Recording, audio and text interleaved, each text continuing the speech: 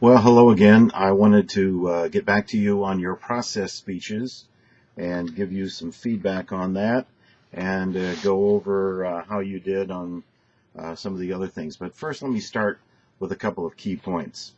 Discussion boards. The directions are pretty clear and you're losing points. Here are the directions.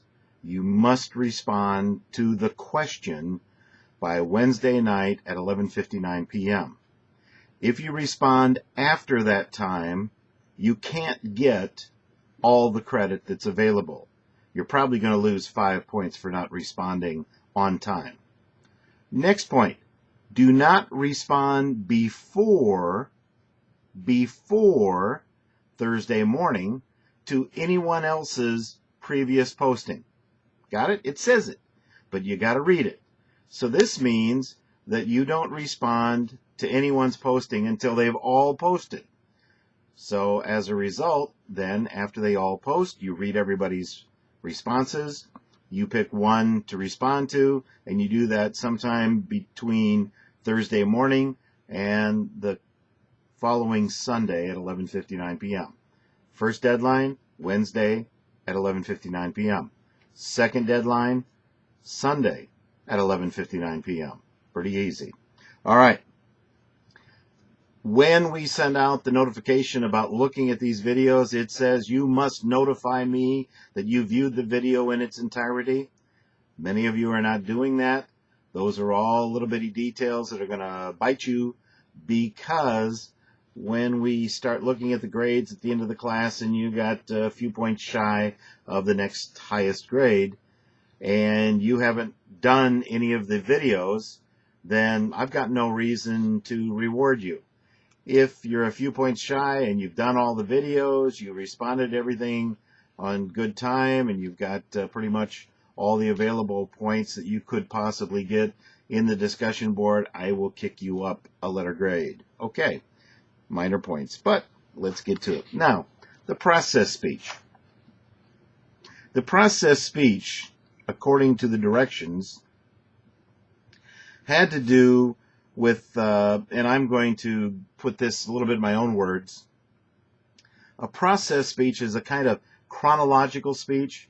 First this, then this, then this, then this, and you get this. All right. Now, it requires a little bit of an audience analysis of who your audience is. For instance, if the class was made up of 99% females, doing something on women's lingerie may not be bad. If, however, it was made up of 99% males, probably not a good idea. Now, a lot of you did topics that just absolutely required visualization. Some of you did the easiest ones to do, and those are baking. And a couple of you did cookies. Okay, fine. You can talk about the process and all that. But when you talk about a quarter of a teaspoon, an eighth of this, a half a cup of this, a cup of this, and you just say it, it doesn't have near the visual appeal of you showing that as to what it is. And if you'll watch a cooking program on television, you'll see exactly what I mean. The other things are, if you do something that's so esoteric that I'm never going to do it, you could talk to me, for instance, about how to build a bridge over a river. Great. I'm never going to do that. I have no need to do it. I'm not an engineer. I don't live near a river. So you're talking to me about something that I automatically have not the least bit of interest in knowing how to do, or even being fascinated by it, because it's not something I'll ever do. Keep your audience in mind on all of your speeches. Now, I'm going to say this, and somebody's not going to pay any attention to it. Whatever you do your topics on, you can do that topic one time and one time only. You cannot repeat a topic. You've got to keep that in mind, because if you don't keep it in mind, we're going to run into some real problems in this class when I say that you cannot do an informational speech on the same topic you did your process speech on, and you can't do your persuasive speech on the same topic you did your process speech and your informational speech on. Okay, enough said. Please read the time requirements. Pick one, 4 to 6 minutes. I'm going to start giving you time requirements on the speeches because in this one, 4 to 6 minutes is too much slop. And we're going to have to give you a specific time, and it's going to say something like, instead of 4 to 6 minutes, it's going to say 5 minutes. You've got to hit the 5 minutes, 15 seconds either side of 5, 4:45 to 5:15. All right. Outlines. You are not labeling your outlines. 2 points. Number one, send both of your outlines to me as an attachment to the same email. Okay? Same email, 2 outlines attached. You must tell me on the outline itself whether it is the speaking outline or the preparation outline. Many of you are just saying speech outline. I don't know what you intend it to be, so it makes it very hard for me to grade it, and as a result, I cannot give you credit for having done that, and it's going to cost you on your overall speech score. Watch now, sources are going to become important in your speeches. Visual aids are going to become important.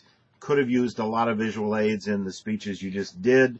Nobody really did any along the way. A couple of the cookie people held up the cookies at the end. Okay, fine. You could have used pictures. You could have used PowerPoint. Any number of things you could have done. When you use a visual, don't zoom to the visual. All right? Don't do that. Use the visual to your audience where you are. Send me copies of the visuals that you showed your audience or the address for the PowerPoint. All right, that's pretty much it. The instructions on this past speech said, with very few exceptions, your main points for this speech will fall naturally into chronological order, with points and steps arranged in a sequential pattern. First, second, third, fourth, fifth, like that. Please read these. They're posted. It's the directions on how to do things. Let me get that here so you can see it. They're posted. If you're not sure where this is, go to the resources section and you'll do it that way. All right, fantasy names only. Here we go. This one is blue. Blue, you have too much headroom. Zoom in closer. You have a very dark video. You need more light on your face. Your source citations are good. They weren't specifically needed in this speech, but you're way ahead of the game when you have to do source citations. Again, your speech screamed for visuals.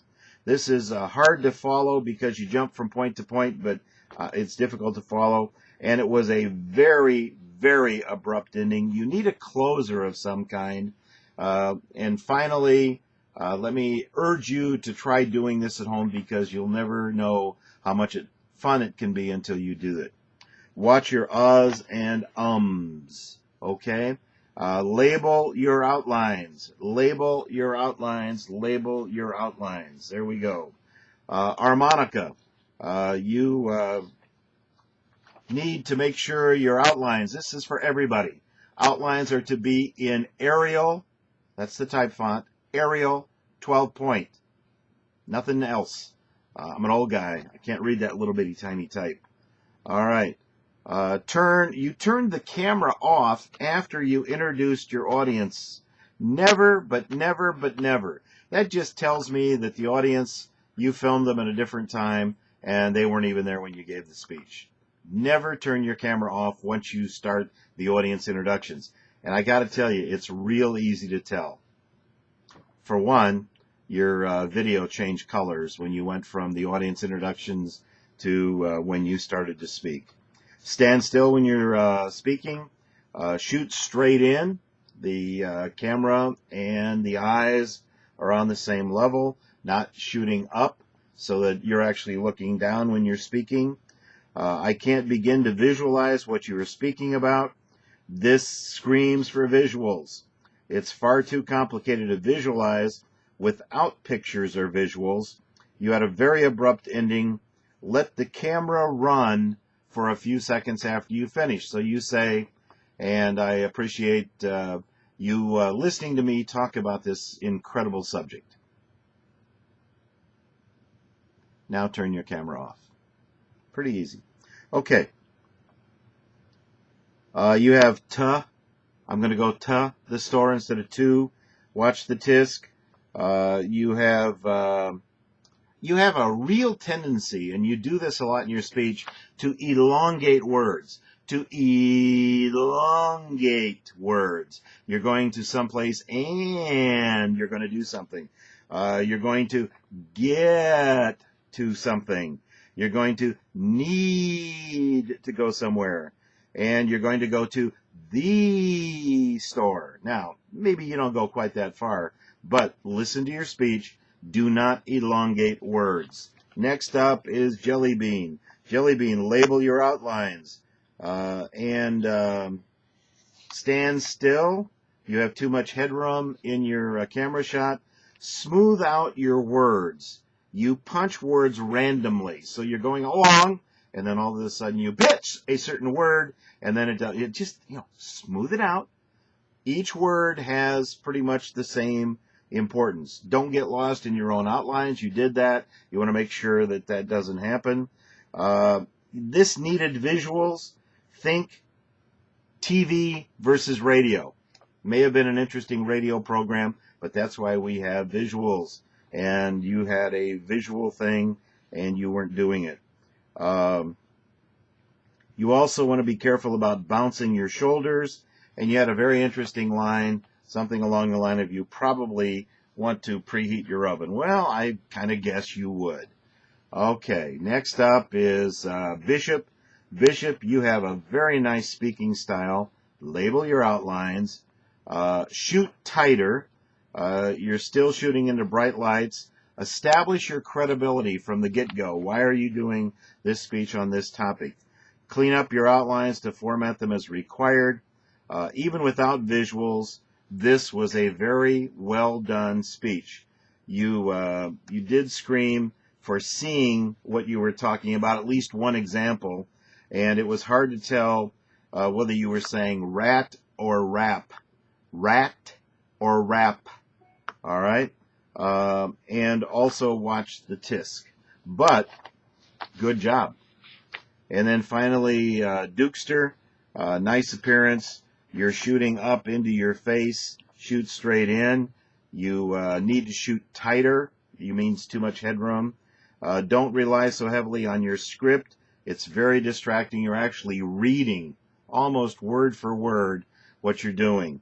And after a while, you start to sound wordy and not conversational. Be careful about that. Don't move so fast at the end when you move to get your final product and hold it up to show the camera. Hold it up for a little bit longer before you turn off the camera. All right. Don't forget, you've got to tell me you've watched this video. There's a deadline by which you must tell me that you've watched this video. Read the stuff I send out, follow the directions, and all will be well. Okay? We'll talk to you next time. Have a great one.